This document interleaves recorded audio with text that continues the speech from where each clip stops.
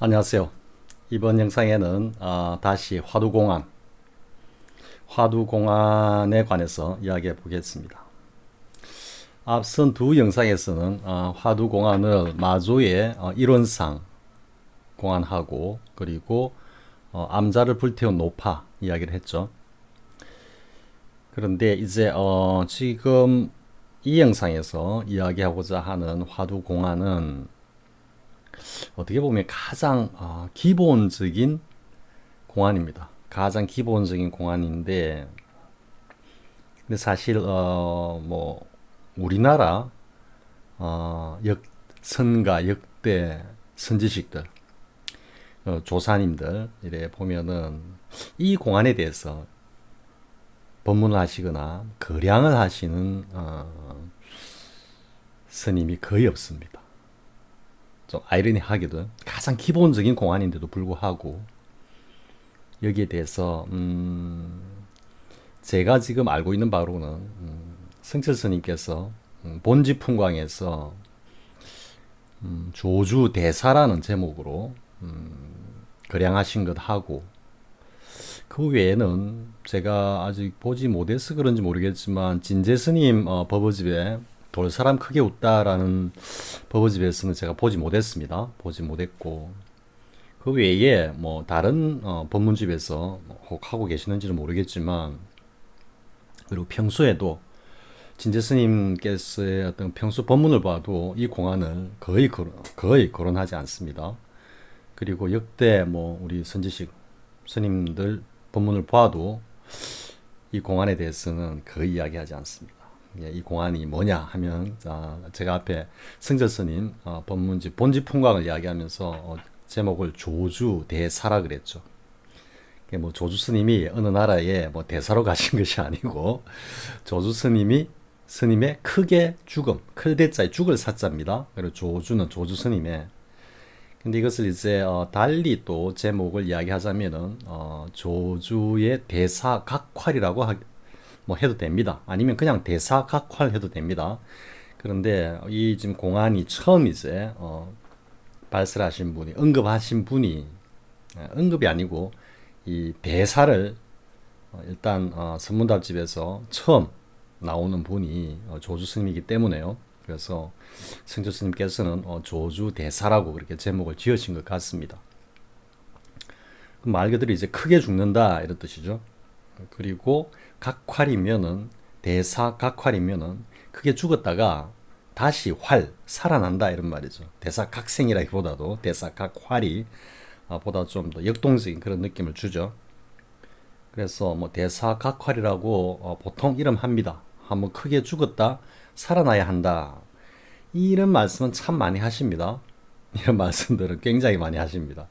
뭐 진재 스님도 제가 듣기로는, 어떤 지인분을 통해서 듣기로는 그 법 공부를 위해서 이렇게 참내를 하면은 뭐 아니야, 그건 아니야, 크게 죽었다 다시 한번 살아나야 돼, 뭐 이렇게 말씀을 하신다고 제가 듣기는 들었습니다.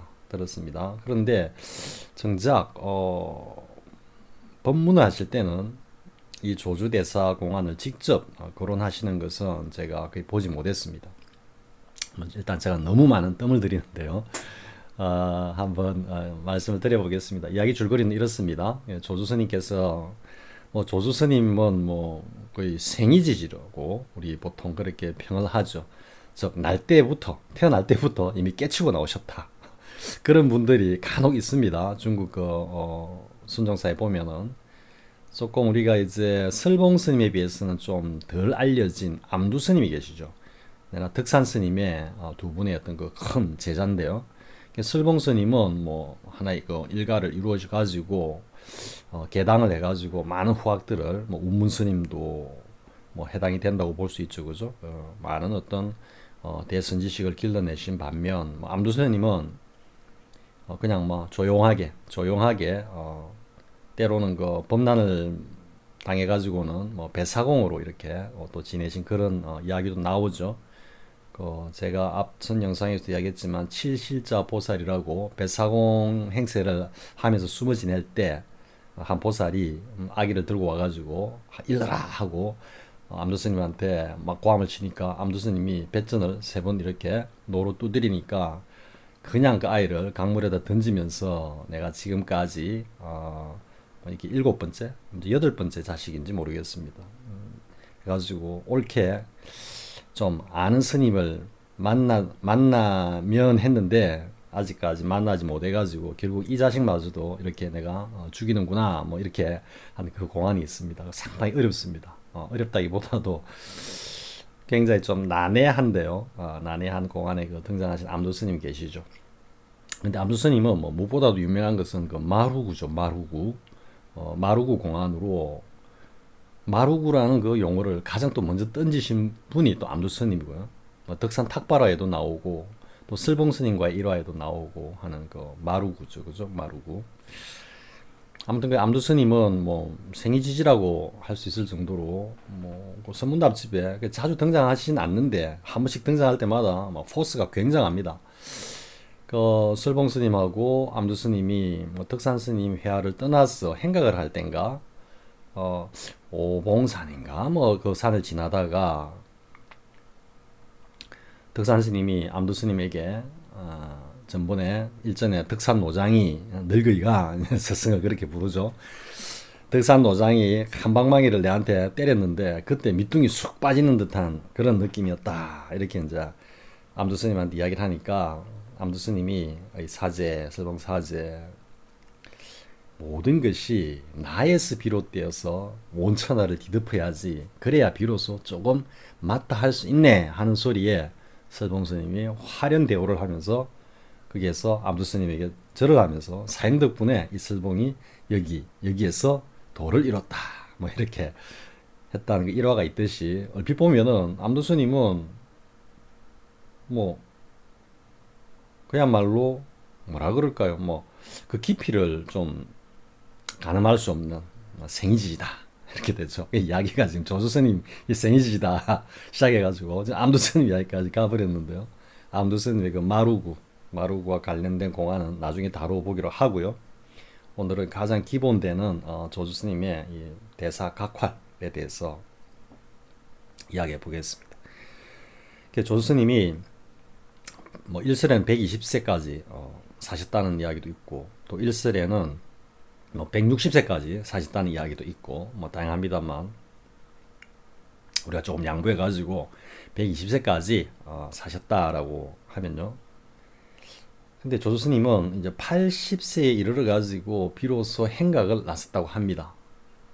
그래서 뭐 임재 스님과의 어떤 일화도 있고요. 한데 그러니까 대부분 행각을 나섰을 때 그 스님들이 다른 큰 스님들이 다 연배로 보면은 한참 후학이라면 좀 그렇고 뭐 다 깨친 도인들이라면은 뭐 누가 선배네 누가 후배니 뭐 그걸 따질 것도 아니지만 어쨌든 그 스님네들이 조수 스님보다는 나이가 한참 적었습니다. 적었기 때문에 그걸 감안하시고 이게 한 번은 이제 조수 스님이 그 투자 스님을 찾으러 투자산을 방문합니다. 그때 당시는 뭐 다 대매 스님이라면 대매산에 계신 거 투자 스님하고 투자산 다 그 주석하고 계시는 보통 산 이름을 따서 그렇게 스님의 칭호를 붙였습니다. 그래서 이제 투자 스님을 참방하러 갑니다. 뭐 그걸 어디 가서 뭐 투자 스님을 만나가지고 뭐 한 수 배우려고 하는 게 아니고 그냥 이제 행각을 하면서 이제 서로 이제 법담 도를 나누는 거죠. 그래서 이제 투자산에 이르러 가지고 투자 스님을 뵙고는 조주 스님이 투자 스님에게 이렇게 이야기합니다.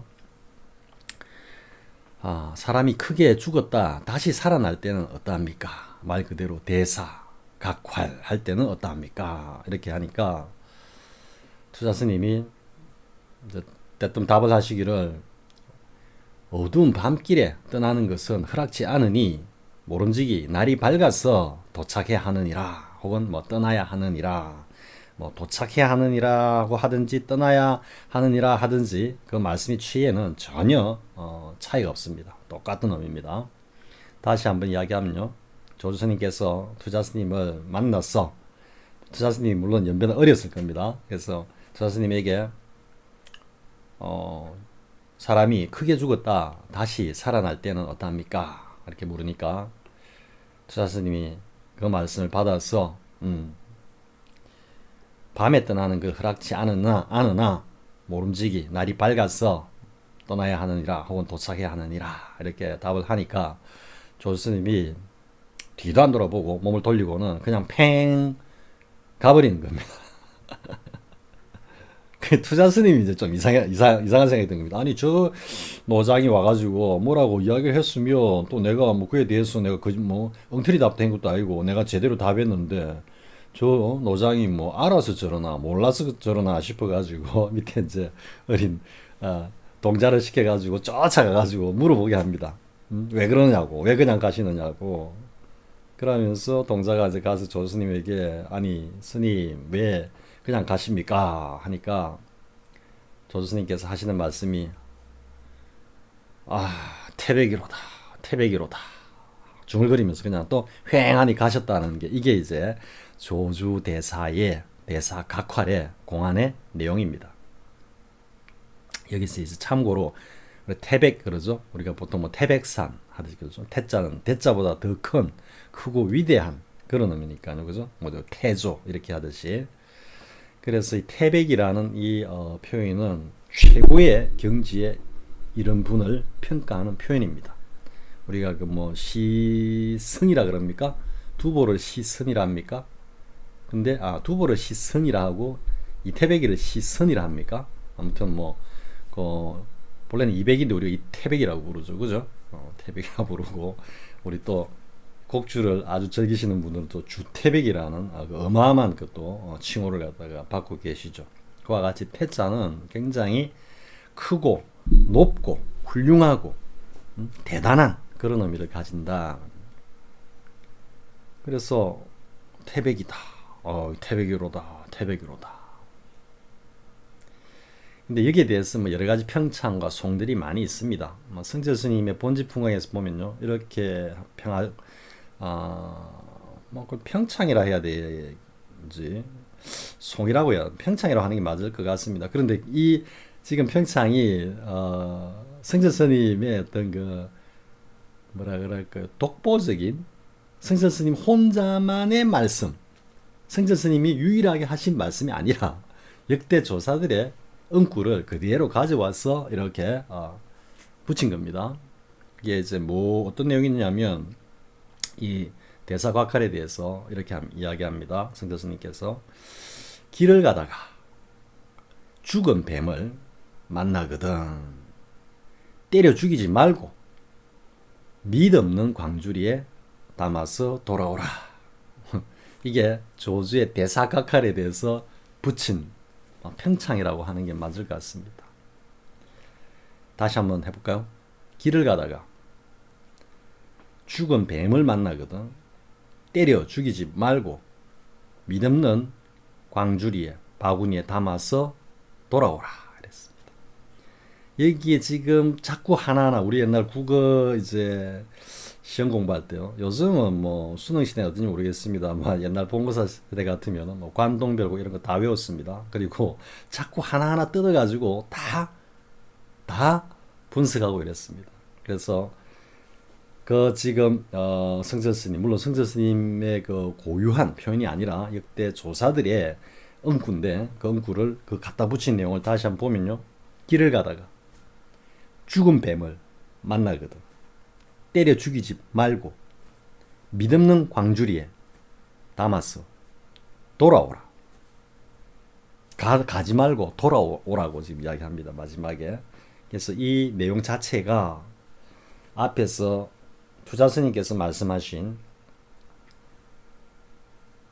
어두운 밤길에 떠나는 것을 허락지 않으니 모름지기 날이 밝아서 도착해야 하느니라 혹은 날이 밝아서 떠나야 하느니라 하고 딱 맞닿아 있는 응구입니다. 그러니까 성철 스님께서도 이 조주 대사 각화를 완벽하게 체득을 하신 거죠. 체득을 하셨다는 이야기는 확철대오를 했다는 겁니다. 그렇기 때문에 그렇게 흔히 이제 성철 스님을 두고 이렇게 비판하는 사람들이 있습니다. 그러니까 자신의 말은 한마디도 하지 않으면서 그 옛날 조사들이 씹다가 버린 썩은 엉구만 가져와 가지고 그걸 갖다 붙인다 이렇게 이야기를 하는데요. 그건 정말 몰라도 정말 모르고 하는 소리입니다. 그 나는 선에 대해서는 하나도 모른다는 그 실토하는 말이나 똑같습니다. 왜냐하면 역대 조사 스님네들도 물론 이 투사 스님 같이 방금 같이 이렇게 독자적인 어떤 응구로서 뭐 거량을 함으로써 선종사에 한 획을 닦은 그런 어떤 경우도 있지만은요. 그 뒤에 역대 선지식이라 하는 대조사들도 그 앞에 스님들 하신 말씀이 정말로 이게 이 취에 적절하다 하면은 그대로 가져와 가지고 다 송을 달고 평창을 달고 다 했습니다. 지금 근현대 스님들도 마찬가지고요. 진제 스님도 법문하시는 거 보면 하나부터 거의 100까지가 진짜 옛날 조사 스님들이 하신 말씀 그대로 그냥 인용하는 것 뿐입니다. 물론 스스로 억구를 지어서 표현할 수 있습니다. 현대적으로 확철되고 했다면은. 그런데 아무튼 그렇게 그 엉구를 가지고 비판하는 건 옳지 않다라는 거 하고요. 자, 그럼 이제 본론으로 들어가서 어두운 밤길에 떠나는 것을 허락지 않으니 모름지기 마땅히 날이 밝아서 도착해야 한다. 떠나야 한다. 이게 과연 어떤 취로 하신 말씀일까요?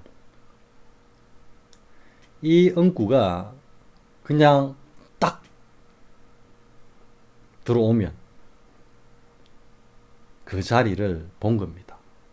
다시 거꾸로 이야기하면 그 자리를 보면 이 엉구가 무슨 뜻인지 확연하게 알게 됩니다.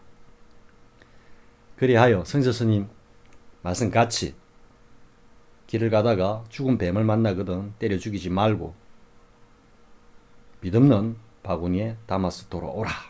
이렇게 평창을 할 수 있는 겁니다. 이 지금 대사곽할은요, 그 봉암사 결사 시절에 성처 스님하고 향곡 스님 사이에 있었던 일화, 이거는 진제 스님의 그 행장에도 나오고요. 뭐 해운정사 홈페이지 가보면은 향곡 스님의 그 행장에도 나옵니다. 나오는데 그게 이제 뭐 앞뒤 다 잘라버리고요. 잘라버리고 뭐냐면은 봉암사 결사 시절에 그때 이제 향곡 스님은 경허, 해월, 운봉 스님으로 이어지는 전법계를 받은 쉽게 말하면 뭐 그냥 종사였습니다. 명암 종사라고 뭐 칭할 수 있겠죠. 그죠? 한국 선불교의 그 법맥을 잇는 종사의 지위였고, 성처 스님은 이미 확철대오를 하셨지만 인가를 받지 않으신 상태에서 뭐 뭔가 독각이죠. 그 독각. 우리가 보통 독각이라면 일숙각으로 우리가 일컫는 정도가를 지으신 현각, 영가 스님입니까? 독각 스님이라고 그래요. 왜? 아무런 스승 없이 자기 혼자 스스로 깨닫고 하루는 육조 해능 스님을 찾아뵙고 법거량을 통해 가지고 인가를 받고 그냥 돌아가려고 하니까 해능 스님, 육조 해능 스님께서 하룻밤만 묵고 가게. 그 법기, 쉽게 말해서 지음자를 만났을 때 그 어떤 기쁨은 이루 말할 수가 없겠죠. 그러니까 하루라도 붙잡아 두려고 하는 그 어떤 간절한 마음을 읽을 수 있죠. 그죠? 해정 스님이. 그런 어떤 독각성이다라고 할 수 있죠. 성주 스님은. 근데 이걸 일각에 두고 뭐 인가도 받지 못했다라고 또 막 흠집을 내려고 하는 일부 그런 말들이 있습니다만 그런 분들은 먼저 자신을 돌아보십시오. 과연 내가 스스로 그런 평가를 할 수 있는 경지에 이르렀는지, 아니면 이 대사각할의 화두공안을 확철하게 꿰뚫고 있는지. 아무튼 이 대사각할의 공안에 대해서는 뭐라고 그럴까요? 지금 이야기가 약간 제가 까먹었습니다. 앞에 하던 이야기를 까먹었는데 다시 기억이 난대요. 뭐냐면 그 봉암사 결사 시절에 한국 스님하고 승조 스님 뭐 그동 많이 계셨죠. 뭐 월산 법전 해암 스님 뭐 해가지고 굉장히 당대에 뭐 한 30대 되는 젊은 어떤 그 혈기 왕성한 어떤 그런 수자들이라고 하는 게 맞겠죠, 그죠? 보통 한 30 중반쯤 넘어가면은 뭐 자기가 깨쳤다 해가지고 막 자식이 절 짓고 이렇게 선지식 어, 행세를 하고자 하는 분들도 있습니다만은 뭐 당시에는 한 30대 중반에서 중후반 정도의 연배에서 정말로 부처님 법답게 한번 살아보자라고 이제 모여가지고 공부를 하던 차였고 그 이전까지 우리가 있었던 걸 다 놓아버리고 뭐 새로 공부하는 그런 마음으로 해보자 이랬는데 하루는 이제 뭐 여러 가지 뭐 일화가 안 있었겠습니까? 서로 거량도 하고 또 탕마도 하고 또 뭐 견책도 하고 많이들 하셨겠죠. 그러다가 이제 승재 스님이 한국 스님에게 뭐 한국인이 이거 아니야 뭐 이렇게 이제 한 물었던 것 같습니다. 물어놨던 그 공안이 뭐냐면 우문스님이 하신 말씀인데요. 죽은 사람을 죽여 다야사 비로소 산 사람을 볼 것이고 죽은 사람을 살려 다야사 비로소 죽은 사람을 볼 것이다. 여러분 이거 한번 듣고 외워집니까? 이게 그 자리를 모르면 아무리 외우려고 해도 안 외워집니다. 뭐 간장 공장 공장장은 뭐 콩 공장 공장장이 아니고 뭐 이런 식이 비슷하게 막 헷갈립니다. 어릴 때 많이 했죠. 이런 놀이를. 그래서 다시 한번 하면요. 죽은 사람을 확실히 죽여야 비로소 산 사람을 보고 죽은 사람을 확실히 다시 살려놔야 비로소 죽은 사람을 볼 것이다. 두 번째 문구 있죠. 죽은 사람을 다시 확실히 살려놓아야가 말 그대로 대사각활입니다. 그런데 그렇게 해야 다시 산 사람도 아니고 죽은 사람을 볼 것이다. 이렇게 되는 겁니다. 사실 지금 보면 이 지금 공안을 가지고 법문을 하시는 스님들 중에 이 자체를 헷갈려 하시는 분들도 계십니다. 약간 좀 의심이 갑니다. 이걸 헷갈릴 수가 없는 겁니다. 그런데 법문을 하시면서 이 응구를 좀 헷갈려 하십니다. 쉽게 말해 틀리게 말씀을 하십니다. 그래서 조금 뭐 이상하다, 의아스럽다라는 생각도 들기는 드는데요. 아무튼 이 공안을 이제 뭐 일설에는 21일 만에 한국 스님이 타파를 했다, 혹은 한 달 만에 타파를 했다, 뭐 이렇게 이야기들이 많은데요.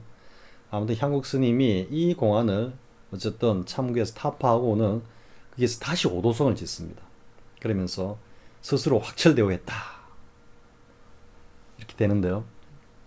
근데 뭐 그때는 누구로부터 뭐 인가를 받는 건 아니죠. 인간이 이미 받아 있었고 또 그런 어떤 경지에서 다시 한번 한 단계 뭐 그게 향상의 일론지 뭐 어떤 건지는 뭐 정확하게 평가할 수는 없습니다만은 아무튼 그렇게 자기 스스로 다시 확철되고 했다라고 오도성을 갖다가 한국 스님께서 지으셨고요. 아무튼 뭐 그 이후의 이야기는 생략하기로 하고 이렇게 대사각활은 죽은 사람을 죽여다야사 비로소 산 사람을 볼 것이고 죽은 사람을 살려다야사 비로소 죽은 사람을 볼 것이다 라고 하는 이 운문스님의 공안과 그대로 맞닿아 있다.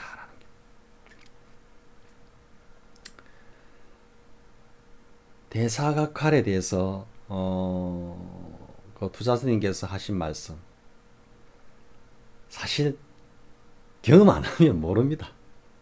정말로 모르는 거고, 그리고 이 자리가 바로 제8 아레아식이 완전히 소거된, 그래서 자승과 오온이 완벽하게 딱 소통하는 어떤 그 자리, 그 시작하는 그 자리를 이 대사각활이 표현하고 있는 겁니다. 이 시간은 뭐 대사각활이라는 이 화두공안의 주제보다는 주변에 뭐 다른 이야기들을 더 많이 해버렸네요. 그렇지만 아무튼 이 대사각활은 기본 중에 기본인 공안이다. 이 대사각할이 오매 일여와 그리고 성묘 경계와 그 성묘 경계에서 다시 한 걸음 더 들어가는 육조단경의 식심견성과 그리고 거기에서 이어지는 내외 명철의 단계까지 이어지는 그 전체 바운더리를 사실은 이 대사각활이 다 포함하고 있는 겁니다. 그래서 그만큼 기본적이고 그만큼 중요한 화두공안이다. 이렇게 정리하고 이번 시간은 여기서 맺겠습니다. 자, 수고하셨습니다.